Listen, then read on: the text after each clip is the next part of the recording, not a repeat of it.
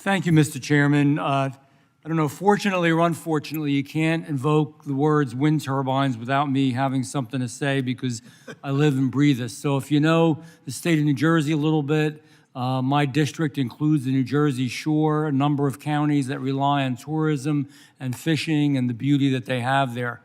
And let me tell you how disappointed I am that there are those that keep pushing these wind turbines. And I want to make something very clear. I've spent a good part of my recent political life working on this and looking into it.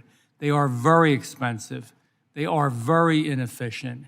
We have no proof that they can hold up under a hurricane. Yes, they have existed in Europe and other areas where they don't get hurricane-force winds like we do.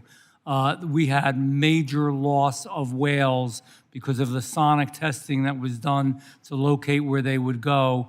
The moment that testing started, we lost and we had all these whale deaths that you read about and heard about.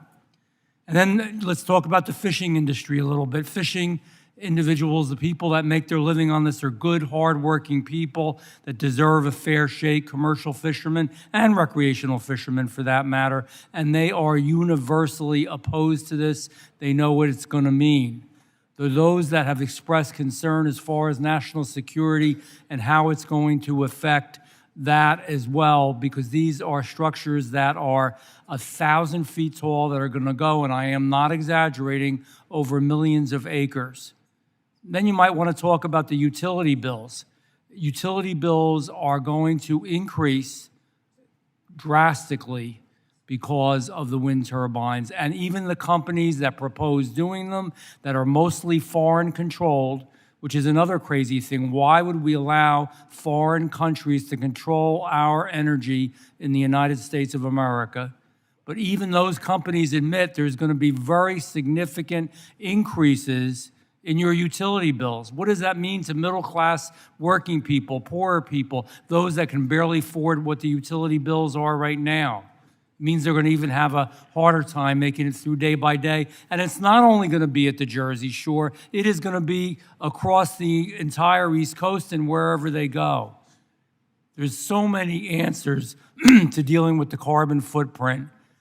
Clean nuclear, zero carbon footprint. There are other answers and technologies as well that I won't go into now. The point is these things don't work.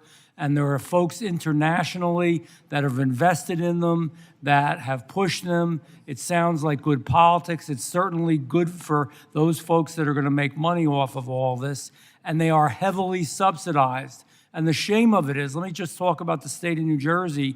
There was at least in the past a fund that came from these energy companies, that came from the wind turbine companies, and the tax breaks they would get, that was going to go to those that are the ratepayer, the utility payer. They just had to take that away because they've even got to subsidize it billions of dollars more. I don't know when we're going to stop with this.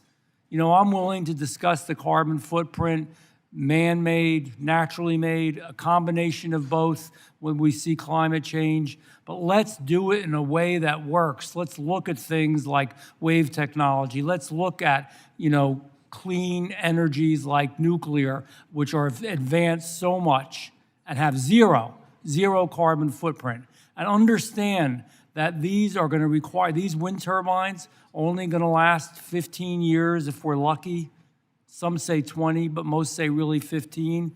And who's going to be responsible for taking them down? Their answer is they're just going to cut them down at the base and leave the rest of the structure there in our beautiful ocean.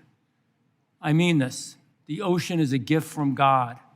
To do what we're doing with these wind turbines it's a horrible shame, and it's a black mark on this Congress if we let that go through and continue. So I know I'm maybe a little bit off the reservation here because we're on something a little bit different, but we're discussing that.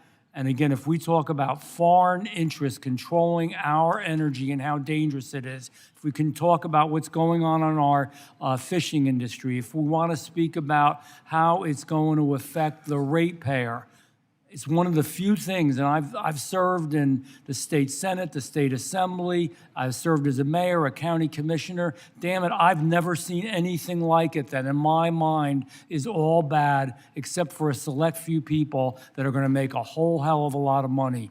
Mr. Speaker, I'm sorry. Mr. Chairman, I yield back.